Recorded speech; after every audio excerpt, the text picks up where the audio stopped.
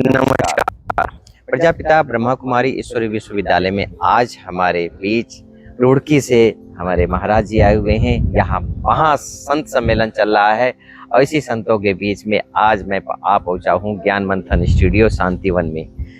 आज हमारी मुलाकात महाराज जी से हुई। महाराज जी नमस्कार। नारायण। यहाँ आने के बाद कैसा लग रहा है आपको? अच्छा है, काफी ऊर्जा है, सकारात्मक ऊर्जा है। यहाँ के जो पूर्व साधक रहे हैं उनकी साधना की एनर्जी जो है वो चारों तरफ माहौल में मिलती है।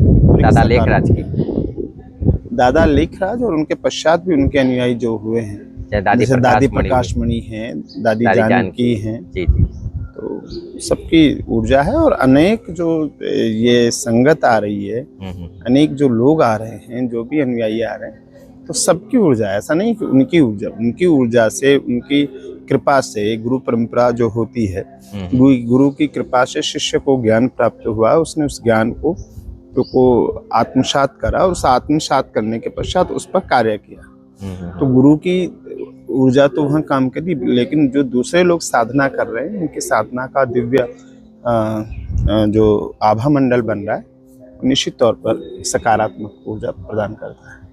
आपने उस ऊर्जा का महसूस किया? जहाँ तक मैं महसूस करता हूँ ब्रह्मा कुमारी का राज्यों को लेकर कि यहाँ परमात्मा प्यार का बहुत बड़ा एक खेल चल रहा है। तो चाहे दादा लेखराज हुए, चाहे दादी प्रकाश मणि हुए, चाहे दादी जानकी हुए, इनके कर्मों के ऊपर में हम फोकस करेंगे कि इन्होंने अपने कर्म से, श्रेष्ठ कर्म से एक नया विधान, अपना खुद भाग्य तैयार करके लेके गए और नए संविधान आगे जहाँ गए हैं वहाँ भी वो संस्कार काम कर रहा होगा। सेम टू सेम आपने बहुत अच्छा आपने बताया कि उनकी ऊर्जा, लेकिन वो ऊर्जा तो साथ में लेके गए, लेकिन मुझे भी ऐसा ऊर्जावान बनने के लिए उनके जैसे पद चिन्हों पे चलना पड़ेगा। तो ये चलाएगा कौन? देखिए क्या है कि एक चीज हमारे यहाँ एक बहुत बृहद गुरु परंपरा है, और हमारे यहाँ गुरु परंपरा में हम ये नहीं मानते कि गुरु जी गए तो अपनी एनर्जी को, अपनी साधना को साथ ले गए। वहाँ तो वो अलग है। ये तो साधना जो होती है ये इस प्रकार आती है जैसे पैतृक संपत्ति संतानों के पास आती है, स्वतः ही आ जाती है। जिस प्रकार एक पिता की संपत्ति उसके संतान के पास चली जाती है, ठीक उसी प्रकार एक गुरु का जो तप होता है, उनका जो ज्ञान होता है, उनके सच्चे अनुयायियों के पास, उनके सच्चे शिष्यों के पास स्वतः ही चला जाता है। इसके लिए कहीं कोई, यहाँ तो आपको तब भी भौतिक जीवन में करवाना पड़ेगा, जी पिताजी का डेथ सर्टिफिकेट है, अब आप एक नाम काट लो, हमारा चढ़ा दो, लेकिन वो क्योंकि वो ईश्वरीय विधान है। जी। और ईश्वरीय विधान स्वतः होता है। सूर्य को कोई उगने को नहीं कहता, उग जाता है। सूर्यास्त को कोई नहीं कहता अब तुम छिप जाओ, वो स्वतः ही होता है। तो ये समय अनुसार सब होता है। ये स्वतः प्रक्रिया है कि कौन करेगा, निश्चित तौर पर जो आपने कहा कि इसको कौन करेगा, इसको करेगा गुरु का ज्ञान। और शास्त्र बड़ा स्पष्ट शब्द में कहता है, आपके हृदय में ज्ञान रूप में गुरु विराजमान है। गुरु कोई देहधारी व्यक्ति नहीं, और हमेशा ज्ञान रूप में आपके अंदर रहेगा, और वही आपको बार बार उद्वेलित करेगा। बार बार जब आप थोड़ा मार्ग से भटकेंगे तो फिर आपको रोकने के लिए आपके अंतर मन में भावनाएं जागृत होंगी, और जब आप सत्कर्म करेंगे तो उसको और तीव्रता से करने के लिए वही ज्ञान, वही गुरु जो हृदय में विराजमान है, आपको बार बार इसके लिए। आप बार बार गुरु की चर्चा कर रहे हैं। जैसे कि हम लोग राज्यों का अभ्यास करते हैं तो सदगुरु परमपिता परमात्मा को याद करते हैं निराकार समझ करके। आप किसे याद करते हैं? देखिए हम तो हमारी जो परंपरा है वो सदाशिव से आरंभ है। हम कहते हैं सदाशिव समारंभम शंकराचार्य च मध्यमाम अस्मदाचार्य पर्यंतम वंदे गुरु परंपरा। सदाशिव से आरंभ हुई, इसके मध्य में भगवान शंकराचार्य आए जिन्होंने इस ज्ञान का धरती पर पुनः प्रकाश किया। अस्मदाचार्य पर्यंतम, मेरे आचार्य तक, मेरे गुरु तक, जो गुरु परंपरा है जो सदाशिव से लेकर के शंकराचार्य होते हुए और मेरे गुरु तक पहुंची है, वो सारी जो परंपरा है उस परंपरा को हम नमन करते हैं, उस परंपरा को प्रणाम करते हैं। जैसे दादी जानकी, आपने बताया, नाम लिया दादी जानकी का, दादी प्रकाश मणि का, तो मैंने उनको देखा हर समय विदेही में रहते हैं, आत्म अनुभूति में खोई हुई रहती हैं, चाहे वो बेड पे हैं, चाहे वो चलते हैं, चाहे किसी से मिलती थी, तो वो अनुभूति हम देखते थे और उसको आत्मसात हम कर रहे हैं परमात्मा। उसके बाद दादी, उससे पहले जो है हमारी दादी प्रकाश मणि जी थे, तो उन्होंने भी कैसे अपने व्यक्तित्व से प्रकाश फैलाया और सारे विश्व में उनका जो है एक प्रकार से नम्रता का, कहेंगे मीठा बोल के बहुत लोगों के दिल उन्होंने जीता। तो ये सारी क्रियाएं जो हुई हैं उनके जीवन में आई हैं, तो ये तो राजयोग से ही आती है। देखिए, वो आई है गुरु परंपरा से, गुरु कृपा से। तो मैं उनके गुरु ने राजयोग सिखाया तो राजयोग, मेरे गुरु ने मुझे जो योग सिखाया उस योग। तो उनके गुरु जो है दादा लेखराज, तो उनके दादा लेखराज ने जो ज्ञान उनको दिया और उनके हृदय में जो विराजमान हो गए, है ना। अच्छा। तो उनके हृदय में जो दादा लेखराज ही वो कार्य कर रहे हैं। अच्छा। उनके हृदय में विराजमान होकर के ज्ञान रूप में, अब वो देहधारी नहीं है, वो अब अधेय हैं और अधेय होकर के अब हृदय में विराजमान होकर के वो कार्य उन्होंने किया। आप जैसे सूक्ष्म शरीर की हम बात कर सकते हैं या सूक्ष्म अति सूक्ष्म रूप से कह सकते हैं कि दादा लेखराज ने दादी प्रकाश मणि में के हृदय में वास करके अपना कार्य किया। लेकिन सामान्य दृष्टि से भी हम कहें तो वो उनकी जो गुरु कृपा है, उनकी गुरु कृपा ने उनके गुरु के दिए गए ज्ञान, उस ज्ञान पर उनका कितना चलना हुआ ये उस पर निर्भर करता है। एक शिष्य को, प्रत्येक शिष्य को गुरु समान ज्ञान देते हैं, गुरु कभी कोई भेदभाव नहीं करते। अब हमारे ऊपर है कि हम अपने गुरु के ज्ञान को कितना हृदय में धारण करते हैं, हम कितना उस मार्ग पर चलते हैं। अब जितना प्रतिशत हम उस मार्ग पर चलेंगे, अब गुरुजी ने ज्ञान दे दिया सदा सत्य बोलो, है ना, क्रोध नहीं करना, हम बात बात में क्रोध कर रहे हैं, हम असत्य का आवरण ओढ़ करके संसार में रह रहे हैं, तो फिर वो गुरु कृपा काम नहीं करेगी, क्योंकि हमने गुरु को माना, गुरु की नहीं मानी। संसार इसमें सबसे बड़ी, इस समय जो संसार में चल रहा है, लोग गुरु को मान रहे हैं, गुरु की नहीं मान रहे। तो ब्रह्मा कुमारी का जो ज्ञान है, आपने कहाँ तक समझा कि ये ज्ञान सही है समाज के लिए? देखिए, ब्रह्मा कुमारी का मुझे जो सबसे बड़ा योगदान लगता है वो लगता है चरित्र निर्माण के लिए। चरित्रवान नवयुवक, चरित्रवान नवयुवतियाँ, चरित्रवान परिवार, चरित्रवान बुजुर्ग, तो ये जो है, ये जो चरित्र निर्माण की जो वो है पाठशाला, मैं इसे मानता हूँ कि चरित्र निर्माण की फैक्ट्री है। और एक चरित्रवान युवक युवतियाँ, चरित्रवान परिवार यहाँ से निकल करके जो भी इस संस्था से जुड़ा या जो भी इनके दादा लेखराज की परंपरा से जो जुड़ा, वो निश्चित तौर पर वो जानते हैं कि उनके गुरु ने उन्हें क्या दिया। लेकिन मैंने जो सामाजिक दृष्टि से और भौतिक दृष्टि से देखा कि एक चरित्रवान जो है युवा, चरित्रवान युवतियाँ, चरित्रवान भविष्य, चरित्रवान राष्ट्र, और वो अगर देते हैं, और तो ये बहुत बड़ी बात है आज की डेट में कि जहाँ सबसे ज्यादा चरित्र का हनन हो रहा है। आप चारों तरफ जब घूमेंगे, अपनी दृष्टि घुमाएंगे, इस आवरण से बाहर जो दादा लेखराज की दुनिया है, इससे बाहर जब हम जाते हैं तो हम क्या देख रहे हैं, समाज में, राष्ट्र में, परंपराओं में, संस्कृति में सबका हनन हो रहा है। और सबके हनन के बाद दुष्चरित्रता सबसे ज़्यादा फैल रही है, चाहे वो परिवार में फैल रही हो, चाहे वे नवयुवक नवयुवतियों के कॉलेज में फैल रही हो। अभी आपने देखा होगा एक नया शब्द चला है, लिव इन रिलेशनशिप, कि बिना विवाह के युवक युवतियाँ साथ रहें, संतान उत्पन्न करें। तो ये जो चरित्रहीनता है, जब आप चारों तरफ उसको देखते हैं और उसके बाद आप इस दुनिया के अंदर आते हैं और इस दुनिया में आप देखते हैं कि यहाँ जो सत चरित्र की एक फैक्ट्री खुली हुई है, चरित्रवान नवयुवकों नवयुवतियों, चरित्रवान परिवार। आज की डेट में जैसा बताया कि 10 लाख परिवार जुड़े हुए हैं, तो 10 लाख परिवार में अगर एक परिवार में आप 4 मेंबर को लेते हैं तो 40 लाख चरित्रवान नौजवान, चरित्रवान व्यक्ति, चरित्रवान राष्ट्र के लोग अगर आपको मिल सकते हैं, तो ऐसा निश्चित तौर पर एक गुरु का ज्ञान ही कर सकता है, एक सदगुरु ही कर सकता है।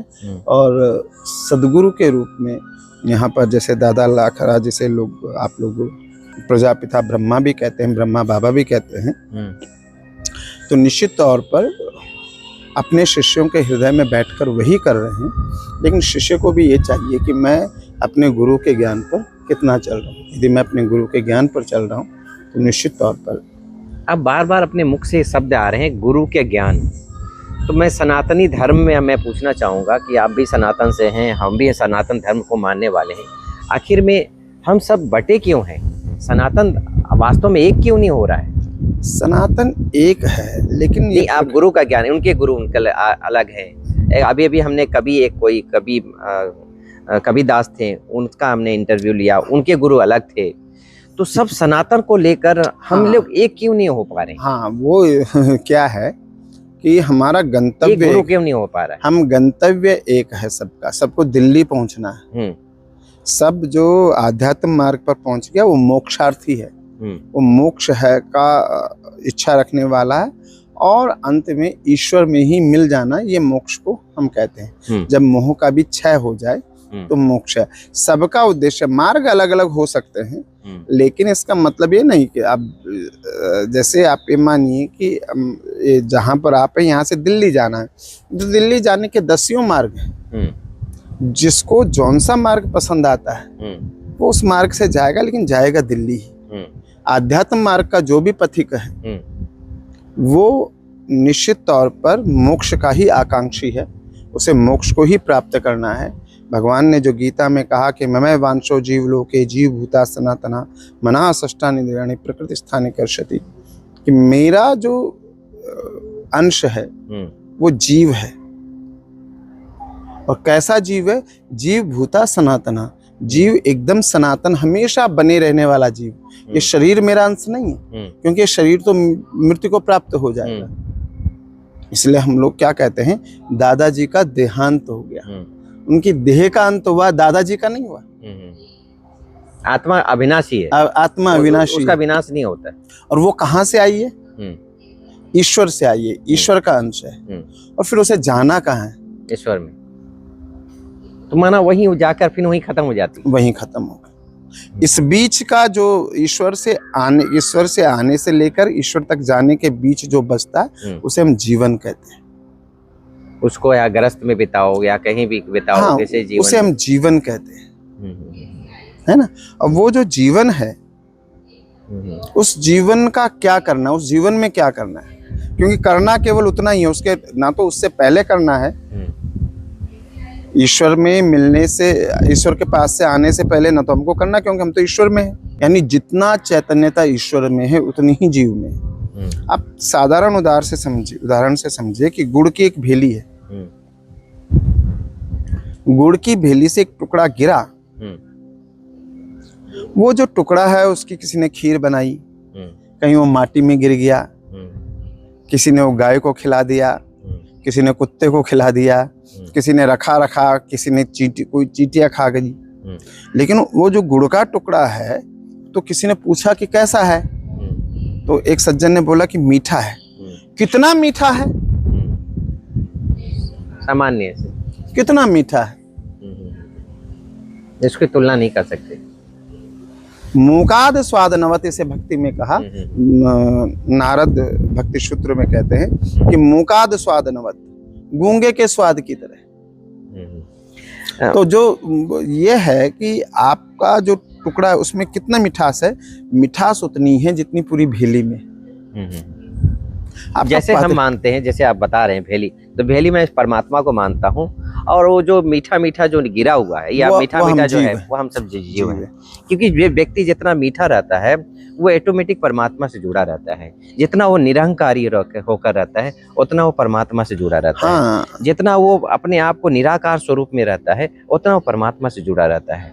क्योंकि शरीर तो एक प्रकार 5 तत्वों का है, एक पुतला हमने ले रखा है। हमारे शरीर में 5 तत्व जो बने हुए हैं, ये आकाश, ये वायु, ये अग्नि जो खाना पचता है, ये जल थल, ये 5 तत्वों को लेकर पुतल लेकर हम बैठे हुए हैं। और मैं जो हम टीका लगाते हैं या माताएं बहनें टिकली लगाते हैं, वहाँ टिक कर पूरे शरीर को चला रहे हैं। ये 9 लाख कोशिकाओं से बना हुआ शरीर, 10 करोड़ सेल से बना हुआ मस्तक, जहाँ पर यहाँ वायु नहीं है। इतना बड़ा मस्तक हम लेकर चल रहे हैं, यहाँ वायु नहीं है। ये बहुत बड़ी विडंबना है। आप ऊपर जाएंगे तो वहाँ पर ग्रह नक्षत्र में वहाँ ऊपर वायु नहीं है, लेकिन वहाँ फिर भी काम चल रहा है। वहाँ सैटेलाइट चल रहे हैं। कैसे चल रहे हैं? भाई बिना जैसे यहाँ पर चल रहे हैं। तो सारा खेल हमारे पूरा ब्रह्मांड हमारे शरीर में विद्यमान है और उसी स्वरूप में रहकर हम कार्य करते हैं। अब जैसे कि आपने बहुत अच्छी बात बताई कि हम आत्मबोध करें, आत्म अवलोकन करें, जिससे कारण हम अपने आप को, जो गुरुदेव जी ने कहा है, गुरु जो निराकार हमारे बराता जी ने बताया कि निराकार जो परमपिता परमात्मा है, जैसे आपने भी बताया कि जैसे एक चैतन्य गुण है, उसका अंश है, हाँ अंश है, लेकिन एक नई दुनिया स्थापन जो सतयुग, त्रेता, द्वापर, कलयुग की बात के सतयुग की तैयारी जो लगी, जिसे आप चरित्र की बात कर रहे हैं, आप वो चरित्र बन रहा है, ऐसे नहीं लालच से बन रहा है वो, कि हम लोग लालची हैं कि हम सतयुग में जा रहे हैं, हम वो दैवी दुनिया में हम जाने के लिए वो दैवी गुण हम अपने जीवन में लेकर आ रहे हैं। चरित्र एक छोटा सा एक माध्यम है, लेकिन उससे ऊपर उठ के अगर आप देखेंगे, वो है दिव्यता, अलौकिकता, पारलौक अनुभूति। देखिए, चरित्र के मामले में मेरा आपसे विचार भिन्न है। आपको बहुत सुंदर ये भवन दिख रहा है, छत दिख रही है, इसका मूल क्या है? इसका मूल है नींव, फाउंडेशन। वो जितनी मजबूत होगी, ये आप इस पे उतने माला चढ़ा सकेंगे। ठीक उसी प्रकार चरित्र जीवन का मूल है, चरित्र आध्यात्म का मूल है, चरित्र पूरे संसार का मूल है। जो दुष्चरित्र हुआ है वो संसार से गया है, उसके लिए फिर संसार में और इस ब्रह्मांड से ऊपर ईश्वर ने जो बनाया है, 7 लोक बनाए हैं। इसीलिए वो कहते हैं ना कि पैसा गया कुछ नहीं गया, स्वास्थ्य गया थोड़ा बहुत गया, चरित्र गया तो सब कुछ चला गया। हाँ, चरित्र जो है ना, वो भी वो जो चरित्र कहते हैं, वो चरित्र जो व्यक्तित्व का है, चरित्र वो है जो पूरे व्यक्तित्व को परिलक्षित करता है। आप कैसे चलते हैं, कैसे खाते हैं, कैसे लोगों की संगति में रहते हैं, कैसी बात करते हैं, आप पर लोगों की संगति का प्रभाव पड़ता है कि लोगों पर आपकी संगति का प्रभाव पड़ता है, ये निर्भर करता है आपके व्यक्तित्व पर। और आपका जो व्यक्तित्व है, जो चरित्र को परिभाषित करता है, और चरित्र पूरे व्यक्तित्व को साबित कर, और चरित्र जो है वो छोटी चीज नहीं है, चरित्र नींव है। यहीं पर अगर व्यक्ति दुष्चरित्र हो जाए, उसके बाद वो योग करे, ध्यान करे, धारणा करे, समाधि में चला जाए, संभव ही नहीं है। नहीं, चरित्र बनता कैसे है, मेरा प्रश्न ये है। चरित्र बनता है अपने गुरु के द्वारा प्रदत्त ज्ञान को आत्मसात कर, जो ज्ञान है उसको हमने जीवन में धारण किया। तो गुरु कौन है? हाँ, गुरु कौन है? सबके अपने अपने। हमारी परंपरा सदाशिव से आरंभ होती है, सदाशिव समारंभम, शंकराचार्य मध्यमाम। उस सदाशिव के बाद उस ज्ञान को शंकराचार्य ने प्रसारित किया, और शंकराचार्य के बाद उनकी परंपरा से होते हुए हमारे आचार्य तक जो पहुंचे, हमारे गुरुदेव तक जो पहुंचे, ये गुरु है। जैसे हम लोग ब्रह्मा कुमारीज में परमात्मा को गुरु के रूप में मानते हैं, निराकार को हम उसको याद करते हैं। आप किसे याद करते हैं? एक महापुरुष हुए, उन्होंने कहा रस मगन भई सो क्या गावे। जो रस में मगन हो गया, जब आपके मुंह में शहद भरा हो, आप क्या गा पाओगे? रस मगन भई सो क्या, जो परमात्मा के रस में मगन हो गया, वो गा नहीं सकता, वो बता नहीं सकता, वो परिभाषित नहीं कर सकता, क्योंकि इट्स नॉट डिफाइनेबल। इसकी कोई डेफिनेशन नहीं है, कोई परिभाषा नहीं है। मैं आपका एड्रेस लूंगा तो आपके घर पहुंच सकता है कि नहीं? हाँ, मेरे एड्रेस लेके मेरे घर पहुंच सकते हैं, तो लेकिन बिना मेरे यहाँ पहुंचे उसके बाद आपको वापस आने की जरूरत नहीं किसी को मेरे यहाँ का रास्ता बताने के लिए। इसलिए बड़ा स्पष्ट जो परमधाम की बात करते हैं, उसमें कहा न तद्भायते सूर्यो न शशांको न पावका यद्गत्वा न निर्वतन्ते तद्धामम परमम। न वहाँ सूर्य का प्रकाश जाता है, न चंद्रमा का प्रकाश जाता है, न अग्नि का प्रकाश जाता है। यद्गत्वा न निर्वतन्ते, जहाँ जाकर के वापस ना आया जाए वही मेरा परमधाम है। और यदि जो जाकर वापस आ रहा है तो परमधाम में नहीं पहुंचा। जल जितना गहरा होता है ना, उतना शांत होता है। जी जी जी। और जितना ज्यादा वहाँ हीरे जवाहरात भी मिलते हैं अंदर, जितना शांत होता है, और जो ज्यादा खनकता है ना, इसका मतलब अभी वो पर्वतों से नीचे उतर ही रहा है। वो खाली है, हल्का खाली है, थोड़ा खाली है। और नहीं, खाली खुली तो वो भी नहीं रहता, उसके अंदर बड़े बड़े पत्थर रहते हैं, उसमें प्रवाह ज्यादा है, न वो खाली रहता है। आपको क्या लगता है कि गंगा गंगोत्री में खाली है? नहीं, उसकी पवित्रता, निर्मलता जितनी गंगोत्री में है उतनी गंगा सागर में। सही बात है। और गंगा सागर जैसा गंगा का जल के जैसा और कोई जल है ही नहीं देखा एक जाए। मैं बात कह रहा हूँ आपको, जी जी। कोई भी नदी अपने उद्गम स्थल से, लेकिन क्या है कि वो जो प्रवाहमान है, जब तक वो प्रवाहमान है तब तक वो हल्ला करती है। जब वो समुद्र को प्राप्त हो जाती है, लक्ष्य पे पहुंच जाती है, तो शांत हो जाती है। ये राजयोग को कितना आप मानते हैं कि राजयोग जो है जीवन में, हर एक के जीवन में या राजयोग गुह्य योग है। गीता में भगवान ने राजयोग को गुह्य कहा। गुह्य मतलब गुप्त, जो गुप्त योग है। तो जो गुप्त ईश्वर ने रखा उस पर चर्चा न करें तो ज्यादा अच्छा, उसको गुप्त ही रहने दें। हाँ, वो अनुभव पर है आपके, आपने जिस प्रकार उसका अनुभव किया। फिर क्या है कि आपके अनुभव से मैंने देखा कि ये व्यक्ति बड़ा क्रोधी था, शांत हो गया। ये व्यक्ति बड़ा दुश्चरित्र था, चरित्रवान हो गया। ये व्यक्ति खान पान में बड़ा खराब था, ठीक हो गया, है ना। ये व्यक्ति सब इसकी निंदा करते थे, प्रशंसा करने लगे थे। हाँ, वो सुधर गया, एक बहुत छोटा शब्द है उसके लिए। तब मैं आपके पास आऊंगा, मैं आपको फॉलो करूंगा, लेकिन आपके बता देने से मैं उस राजयोग को प्राप्त कर लूं संभव नहीं। क्योंकि बहुत गुह्य है, गुप्त है। गुह्य है, वो केवल अनुभव का विषय है। तो ये ब्रह्मा कुमारी में एक राजयोग बताते हैं, ये गुप्त है, ये सब गुप्त बताया जाता है। हाँ, गुह्य योग है और उसको अनुभव का विषय है। आप उसे अनुभव कीजिए, आप उसे जीवन में धारण कीजिए, आप उसे जीवन में आत्मसात कीजिए। बहुत अच्छी बात बताई। तो जिसे हम जीवन में आत्मसात कर लेते हैं, जिसे हम जीवन में धारण कर लेते हैं, तो निश्चित तौर पर वो हमारे जीवन को परिवर्तित करता है। वो कुछ भी हो, अच्छा हो या बुरा हो, जो आपने जीवन में धारण किया उसको आप आत्मसात करते हैं, तो वो आपके जीवन को परिवर्तित करता है। और निश्चित तौर पर जो परमात्मा का ज्ञान है, जो गुरु परंपरा से आया हुआ ज्ञान है, जो हमारे ऋषि मुनि महर्षियों ने अपने अनुभव से अर्जित किया है और उसके बाद आपको दिया है, ये संपदा ठीक भौतिक संपदा की तरह है। लेकिन इसमें केवल अंतर इतना है कि इसको जो धारण कर सकता है, जो ग्रहण कर सकता है, उसके लिए पात्रता अति आवश्यक है। आपने बहुत अच्छी बात बताई कि हमको दिल्ली पहुंचना है तो वहां पर हमको कोई भी रास्ता है, लेकिन ब्रह्मा कुमारी का जो ज्ञान है ये कोई शास्त्रों ज्ञान नहीं है। इसके विषय में आप क्या बोलना चाहेंगे? जैसे माता पिता ने क्या करा, बाग में किसी ने बाग लगाया, बाग तोड़ा, और जो बाग का माली था उसने आम का फल तोड़ा और बच्चों को आम खिलाया। तो बच्चों को केवल आम का स्वाद पता है, उसकी मेहनत का नहीं पता है कि वो कहाँ से आया, कैसे पेड़ उगा, पेड़ उगता है, उस पे लगता है, दादा दादी उसकी रखवाल करनी पड़ती है, हर तरह से उस पे हमले होते हैं, चिड़िया खाने आती है, बंदर खाने आता है, गांव के लोग पत्थर बजाते हैं, उन सब से उस पेड़ को बचाना पड़ता है और फिर आम का फल आपको दिया। ठीक उसी प्रकार आपको लगता है कि शास्त्रोक्त नहीं है। आपके जो पूर्वज है उन्होंने शास्त्रों से वो ज्ञान लिया है और आपको उठा करके उसका निचोड़ दे दिया कि मेरे जीवन में जो मैंने शास्त्रों का अध्ययन किया उसका निचोड़ ये है, उसका फल ये है, उसका सार ये है। अब आपको लगता है कि ये पेड़ नहीं है, है ना। आप कह सकते हैं गुड़, ये तो गन्ने पे लगता ही नहीं है। नहीं, ये तो नहीं कह सकते। हाँ, क्योंकि गुड़ तो गन्ने से ही बनता है। गन्ने से ही बनता है ना। लेकिन अगर जिसे गुड़ ही मिला, जिसने कभी देखा नहीं कैसे बनता है, कैसे बनता है, वो क्या कहेगा? गुड़ है। गुड़ और गन्ने में कहाँ मेल होता है बताओ? आपके यहाँ वो देखो कितना शास्त्रों का उस पे रामचरितमानस पर कितना बढ़िया बोलती हैं, उसका उन्होंने कितना गहनता से अध्ययन किया होगा। गीता का उन्होंने किस तरह से अध्ययन किया होगा।